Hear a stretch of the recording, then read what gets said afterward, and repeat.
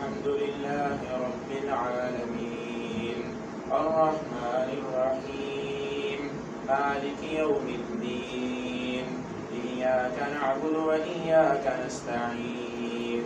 اهدنا الصراط المستقيم صراط الذين أنعمت عليهم غير المغضوب عليهم ولا الضالين. تلك الرسل فضلنا بعضهم على بعض منهم من كلم الله ورفع بعضهم درجات وآتينا عيسى ابن مريم البينات وأيدناه بروح القدس ولو شاء الله ما اقتتل الذين من بعدهم من بعد ما جاءتهم البينات ولكن اختلفوا فمنهم من آمن ومنهم من كفر ولو شاء الله ما اقتتلوا ولكن الله يفعل ما يريد. يا أيها الذين آمنوا أنفقوا مما رزقناكم من قبل أن يأتي يوم لا بيع فيه ولا خلة ولا شفاعة والكافرون هم الظالمون. الله لا إله إلا هو الحي القيوم لا تأخذه سنة ولا نوم له ما في السماوات وما في الأرض من ذا الذي يشفع عنده إلا بإذنه يعلم ما بين أيديهم وما خلفهم ولا يحيطون بشيء من علمه إلا بما شاء وسع كرسيه السماوات والأرض ولا يؤوده حفظهما وهو العلي العظيم. لا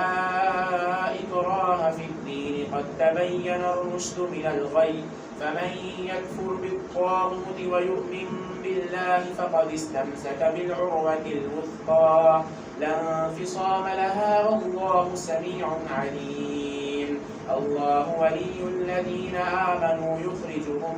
من الظلمات إلى النور والذين كفروا أولياؤهم الطاغوت يخرجونهم من النور إلى الظلمات أولئك أصحاب النار هم فيها خالدون. ألم تر إلى الذي حاج إبراهيم في ربه أن آتاه الله الملك إذ قال إبراهيم ربي الذي يحيي ويميت قال أنا أحيي وأميت قال إبراهيم فإن الله يأتي بالشمس من المشرق فأت بها من المغرب فبهت الذي كفر والله لا يهدي القوم الظالمين. أو كالذي مر على قرية وهي خاوية على عروشها قال أنى يحيي هذه الله بعد موتها فأماته الله 100 عام ثم بعثه قال كم لبثت قال لبثت يوما أو بعض يوم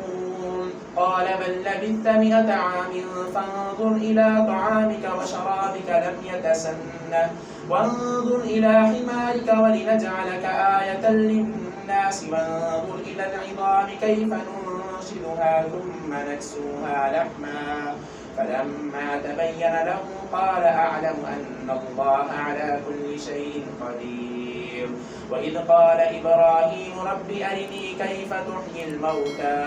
قال أولم تؤمن قال بلى ولكن ليطمئن قلبي قال فخذ 4 من الطير فصرهن إليك ثم اجعل على كل جبل منهن جزءا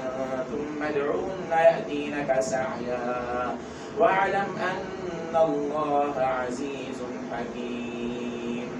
مثل الذين ينفقون أموالهم في سبيل الله كمثل حبة أنبتت 7 سنابل في كل سنبلة 100 حبة والله يضاعف لمن يشاء والله واسع عليم. الذين ينفقون أموالهم في سبيل الله ثم لا يتبعون ما أنفقوا منا ولا أذى لهم أجرهم عند ربهم ولا خوف عليهم ولا هم يحزنون. قول معروف ومغفرة خير من صدقة يتبعها أذى والله غني حليم.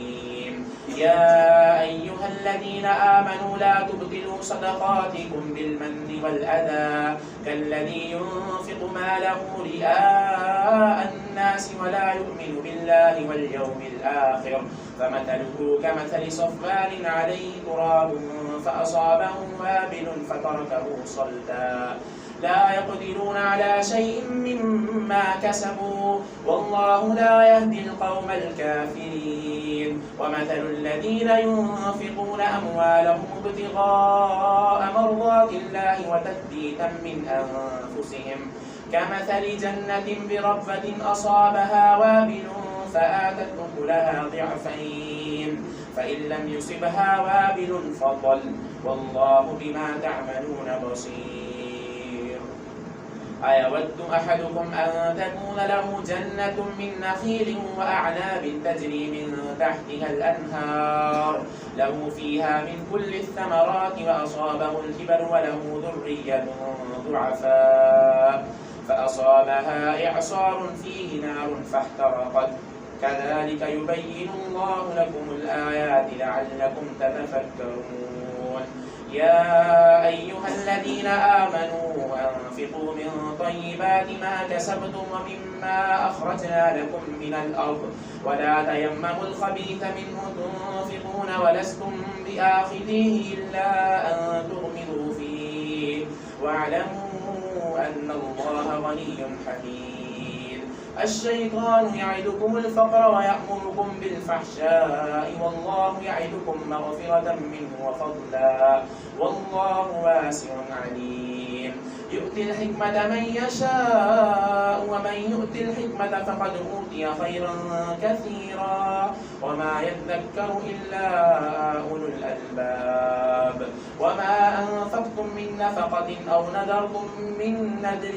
فإن الله يعلمه وما للظالمين من أنصار. إن تبدوا الصدقات فنعما هي وإن تخفوها وتؤتوها الفقراء فهو خير لكم ويكفر عنكم من سيئاتكم والله بما تعملون خبير. ليس عليك هداهم ولكن الله يهدي من يشاء وما تنفقوا من خير فلأنفسكم وما تنفقون إلا ابتغاء وجه الله وما تنفقوا من خير يوفى إليكم وأنتم لا تظلمون. للفقراء الذين أحصروا في سبيل الله لا يستطيعون ضربا في الأرض يحسبهم الجاهل أغنياء من التعفف تعرفهم بسيماهم لا يسألون الناس إلحافا وما تنفقوا من خير فإن الله به عليم. الذين ينفقون أموالهم بالليل والنهار سرا وعلانية فلهم أجرهم عند ربهم ولا خوف عليهم ولا هم يحزنون. الذين يأكلون الربا لا يقومون إلا كما يقوم الذي يتخبطه الشيطان من المس ذلك بأنهم قالوا إنما البيع مثل الربا وأحل الله البيع وحرم الربا فمن جاءه موعظة من ربه فانتهى فله ما سلف وأمره إلى الله ومن عاد فأولئك أصحاب النار هم فيها خالدون. يمحق الله الربا ويربي الصدقات والله لا يحب كل كفار أثيم. إن الذين آمنوا وعملوا الصالحات وأقاموا الصلاة وآتوا الزكاة لهم أجرهم عند ربهم ولا خوف عليهم ولا هم يحزنون. يا أيها الذين آمنوا اتقوا الله وذروا ما بقي من الربا إن كنتم مؤمنين فإن لم تفعلوا فأذنوا بحرب من الله ورسوله وإن تبتم فلكم رؤوس أموالكم لا تظلمون ولا تظلمون وإن كان ذو عسرة فنظرة إلى ميسرة وأن تصدقوا خير لكم إن كنتم تعلمون واتقوا يوما ترجعون فيه إلى الله ثم توفى كل نفس ما كسبت وهم لا يظلمون يا أيها الذين آمنوا إذا تداينتم بدين إلى أجل مسمى فاكتبوه وليكتب بينكم كاتب بالعدل ولا يأب كاتب أن يكتب كما علمه الله فليكتب وليملل الذي عليه الحق وليتق الله ربه ولا يبخس منه شيئا فإن كان الذي عليه الحق سفيها أو ضعيفا أو لا يستطيع أن يمل فليملل وليه بالعدل واستشهدوا شهيدين من رجالكم فإن لم يكونا رجلين فرجل وامرأتان ممن ترضون من الشهداء أن تضل إحداهما فتذكر إحداهما الأخرى ولا يأبى الشهداء إذا ما دعوا ولا تسأموا أن تكتبوا صغيرا أو كبيرا إلى أجله ذلكم أقسط عند الله وأقوم للشهادة وأدنى ألا ترتابوا إلا أن تكون تجارة حاضرة تديرونها بينكم فليس عليكم جناح ألا تكتبوها وأشهدوا إذا تبايعتم ولا يضار كاتب ولا شهيد وإن تفعلوا فإنه فسوق بكم واتقوا الله ويعلمكم الله والله بكل شيء عليم وإن كنتم على سفر ولم تجدوا كاتبا فرهان مقبوضة فإن أمن بعضكم بعضا فليؤدي الذي اؤتمن أمانته وليتق الله ربه ولا تكتموا الشهادة ومن يكتمها فإنه آثم قلبه والله بما تعملون عليم لله ما في السماوات وما في الأرض وإن تبدوا ما في أنفسكم أو تخفوه يحاسبكم به الله فيغفر لمن يشاء ويعذب من يشاء والله على كل شيء قدير آمن الرسول بما أنزل إليه من ربه والمؤمنون كل آمن بالله وملائكته وكتبه ورسله لا نفرق بين أحد من رسله وقالوا سمعنا وأطعنا غفرانك ربنا وإليك المصير لا يكلف الله نفسا إلا وسعها لها ما كسبت وعليها ما اكتسبت ربنا لا تؤاخذنا إن نسينا أو أخطأنا ربنا ولا تحمل علينا إصرا كما حملته على الذين من قبلنا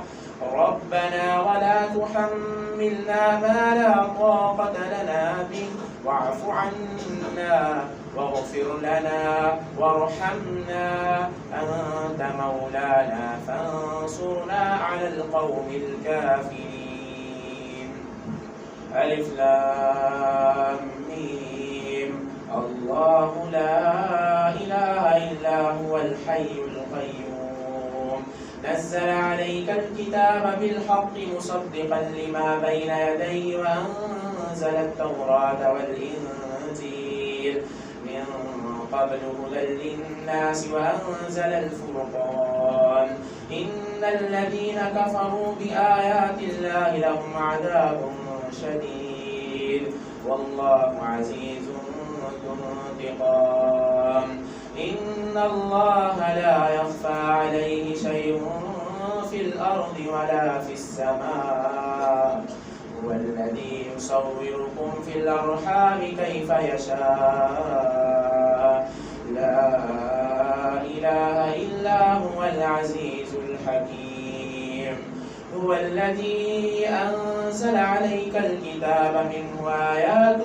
محكمات هن أم الكتاب وأخر متشابهات فأما الذين في قلوبهم زيغ فيتبعون ما تشابه منه ابتغاء الفتنة وابتغاء تأويله وما يعلم تأويله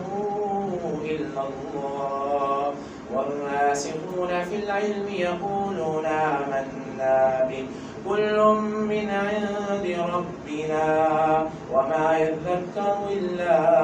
أولو الألباب ربنا لا تزغ قلوبنا بعد إذ هديتنا وهب لنا من لدنك رحمة إنك أنت الوهاب ربنا إنك جامع الناس ليوم لا ريب فيه إن الله لا يخلف الميعاد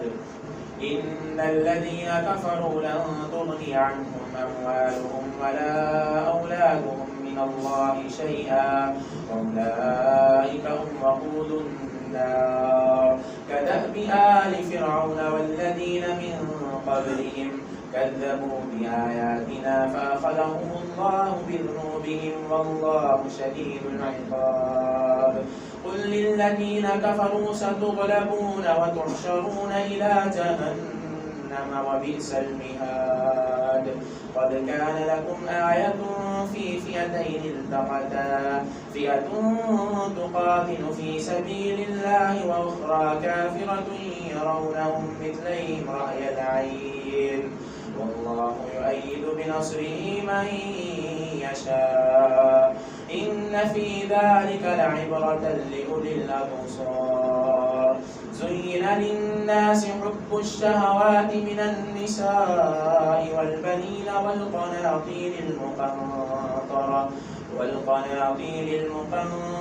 من الذهب والفضة والخيل المسومة والأنعام والحرث ذلك متاع الحياة الدنيا والله عنده حسن المآب قل أنبئكم بخير من ذلكم للذين اتقوا عند ربهم جنات تجري من تحتها الأنهار خالدين فيها وأزواج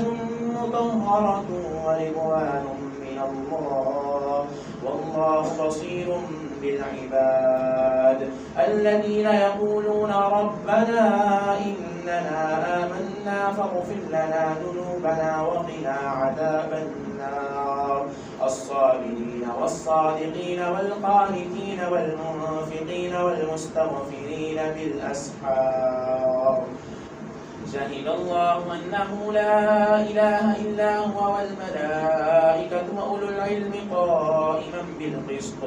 لا إله إلا هو العزيز الحكيم إن الدين عند الله الإسلام وما اختلف الذين أوتوا الكتاب إلا من بعد ما جاءهم العلم بغيا بينهم ومن يكفر بآيات الله فإن الله سريع الحساب فإن حاجوك فقل أسلمت وجهي لله ومن اتبعني وقل للذين أوتوا الكتاب والأميين أسلمتم فإن أسلموا فقد اهتدوا وإن تولوا فإنما عليك البلاغ والله بصير بالعباد إن الذين يكفرون بآيات الله ويقتلون النبيين بغير حق ويقتلون الذين يأمرون بالقسط من الناس فبشرهم بعذاب أليم أولئك الذين حبطت أعمالهم في الدنيا والآخرة وما لهم من ناصرين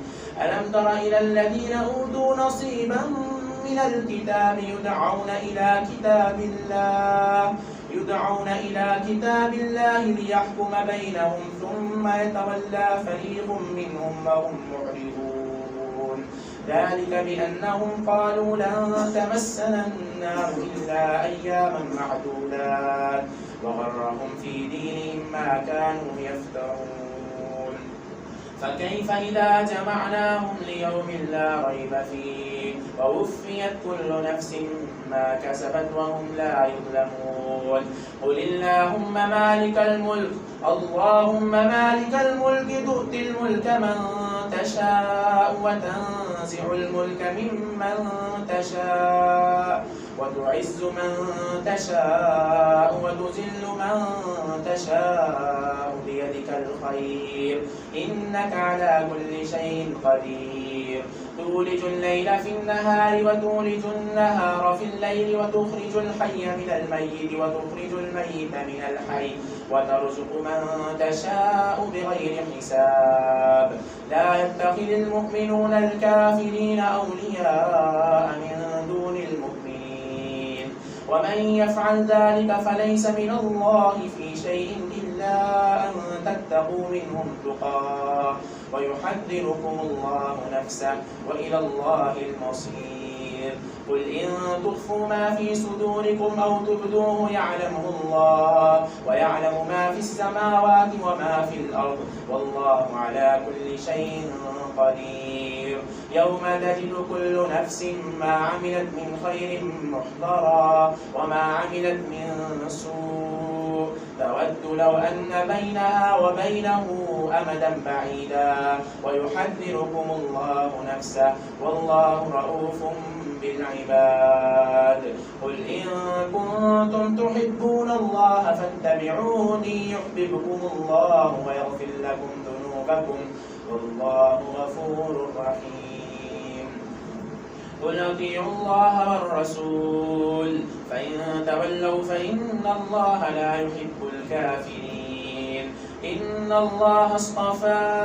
آدم ونوحا وآل إبراهيم وآل عمران على العالمين ذرية بعضها من بعض والله سميع عليم. إذ قالت امرأة عمران رب إني نذرت لك ما في بطني محررا فتقبل مني إنك أنت السميع العليم. فلما وضعتها قالت رب إني وضعتها أنثى والله أعلم بما وضعت وليس الذكر كالأنثى وإني سميتها مريم وإني أعيذها بك وذريتها من الشيطان الرجيم. فتقبلها ربها بقبول حسن وأنبتها نباتا حسنا وكفلها زكريا. كلما دخل عليها زكريا المحراب وجد عندها رزقا قال يا مريم أنى لك هذا قالت هو من عند الله إن الله يرزق من يشاء بغير حساب. هنالك دعا زكريا ربه قال رب هب لي من لدنك ذرية طيبة إنك سميع الدعاء. فنادته الملائكة وهو قائم يصلي في المحراب أن الله يبشرك بيحيى مصدقا بكلمة من الله وسيدا وحصورا ونبيا من الصالحين.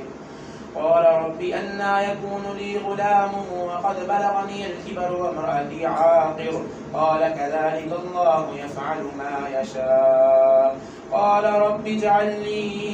آية قال آيتك ألا تكلم الناس 3 أيام إلا رمزا واذكر ربك كثيرا وسبح بالعشي والإبكار. وإذ قالت الملائكة يا مريم إن الله اصطفاك وطهرك واصطفاك على نساء العالمين.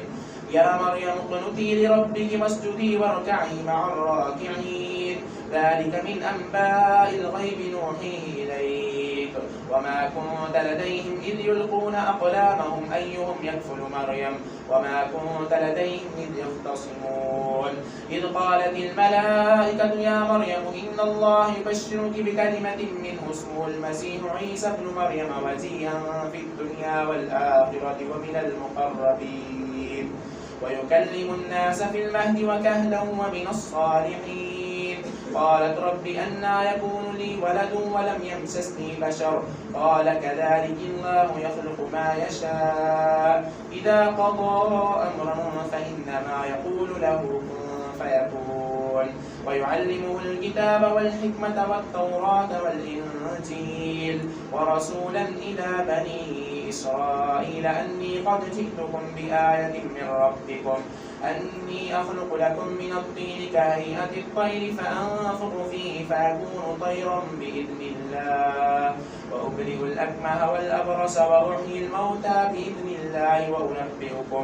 وأنبئكم بما تأكلون وما تدخرون في بيوتكم إن في ذلك لآية لكم إن كنتم مؤمنين ومصدقا لما بين يدي من التوراة ولأحل لكم بعض الذي حرم عليكم وجئتكم بآية من ربكم فاتقوا الله وأطيعون إن الله ربي وربكم فاعبدوه هذا صراط مستقيم فلما أحس عيسى منهم الكفر قال من أنصاري إلى الله قال الحواريون نحن أنصار الله آمنا بالله واشهد بأننا مسلمون ربنا آمنا بما أنزلت واتبعنا الرسول فاكتبنا مع الشاهدين ومكروا ومكر الله والله خير الماكرين إذ قال الله يا عيسى إني متوفيك ورافعك إلي ومطهرك من الذين كفروا وجاعل الذين اتبعوك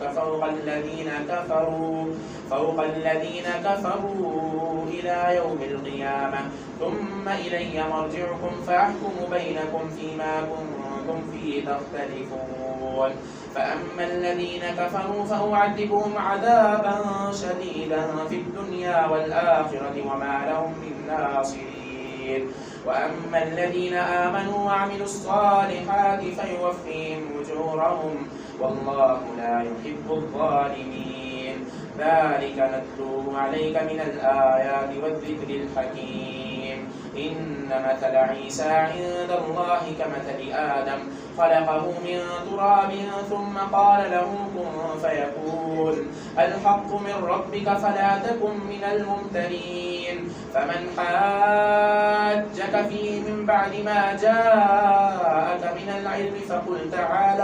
فقل تعالوا ندعو أبناءنا وأبناءكم ونساءنا ونساءكم وأنفسنا وأنفسكم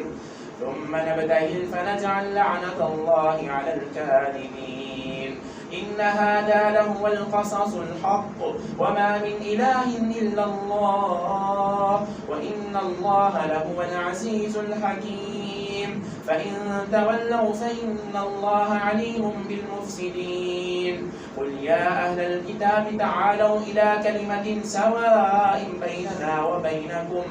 بيننا وبينكم ألا نعبد إلا الله ولا نشرك به شيئا ولا يتخذ بعضنا بعضا أربابا من دون الله فإن تولوا فقولوا اشهدوا بأننا مسلمون يا أهل الكتاب لم تحاجون في إبراهيم وما أنزلت التوراة والإنجيل إلا من بعده أفلا تعقلون ها أنتم هؤلاء حاججتم فيما لكم به علم فلم تحاجون فيما ليس لكم به علم والله يعلم وأنتم لا تعلمون ما كان إبراهيم يهوديا ولا نصرانيا ولكن كان حنيفا مسلما وما كان من المشركين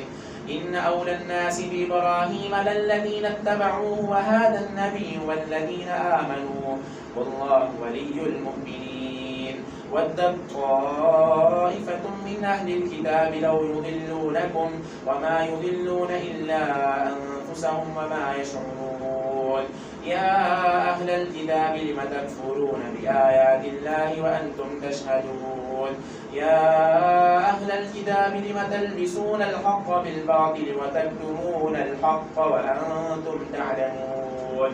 وقالت طائفة من أهل الكتاب آمنوا بالذي أنزل على الذين آمنوا وجه النهار واكفروا آخره لعلهم يرجعون ولا تؤمنوا إلا لمن تبع دينكم قل إن الهدى هدى الله أن يؤتى أحد مثل ما أوتيتم أو يحاجوكم عند ربكم قل إن الفضل بيد الله يؤتيه من يشاء والله واسع عليم يختص برحمته من يشاء والله ذو الفضل العظيم ومن أهل الكتاب من إن تأمنه بقنطار يؤديه إليك ومنهم من إن تأمنه بدينار لا يؤديه إليك إلا ما دمت عليه قائما ذلك بأنهم قالوا ليس علينا في الأميين سبيل ويقولون على الله الكذب وهم يعلمون بلى من أوفى بعهده واتقى فإن الله يحب المتقين إن الذين يشترون بعهد الله وأيمانهم ثمنا قليلا أولئك لا خلاق لهم في الآخرة ولا يكلمهم الله ولا ينظر إليهم يوم القيامة ولا يزكيهم ولهم عذاب أليم وإن منهم لفريقا يلبون ألسنتهم بالكتاب لتحسبوه من الكتاب وما هو من الكتاب ويقولون هو من عند الله وما هو من عند الله ويقولون على الله الكذب وهم يعلمون ما كان لبشر أن يؤتيه الله الكتاب والحكم والنبوة ثم يقول للناس كونوا عبادا لي من دون الله ولكن كونوا ربانيين بما كنتم تعلمون الكتاب وبما كنتم تدرسون ولا يأمركم أن تتخذوا الملائكة والنبيين أربابا أيأمركم بالكفر بعد إذ أنتم مسلمون وإذ أخذ الله ميثاق النبيين لما آتيتكم من كتاب وحكمة ثم جاءكم رسول مصدق لما معكم لتؤمنن به ولتنصرنه قال أأقررتم وأخذتم على ذلكم إصري قالوا أقررنا قال فاشهدوا وأنا معكم من الشاهدين فمن تولى بعد ذلك فأولئك هم الفاسقون أفغير دين الله يبغون وله أسلم من في السماوات والأرض طوعا وكرها وإليه يرجعون قل آمنا بالله وما أنزل علينا وما أنزل على إبراهيم وإسماعيل وإسحاق ويعقوب والأسباط وما أوتي موسى وعيسى والنبيون من ربهم لا نفرق بين أحد منهم ونحن له مسلمون ومن يبتغ غير الإسلام دينا فلن يقبل منه وهو في الآخرة من الخاسرين كيف يهدي الله قوما كفروا بعد إيمانهم وشهدوا أن الرسول حق وجاءهم البينات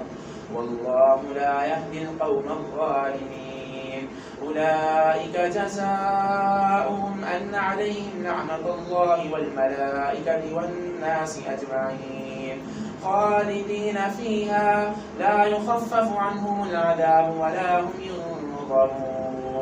إلا الذين تابوا من بعد ذلك وأصلحوا فإن الله غفور رحيم إن الذين كفروا بعد إيمانهم ثم ازدادوا كفرا لن تقبل توبتهم وأولئك هم الضالون إن الذين كفروا وماتوا وهم كفار فلن يقبل من أحدهم ملء الأرض ذهبا ولو افتدى به أولئك لهم عذاب أليم وما لهم من ناصرين الله أكبر.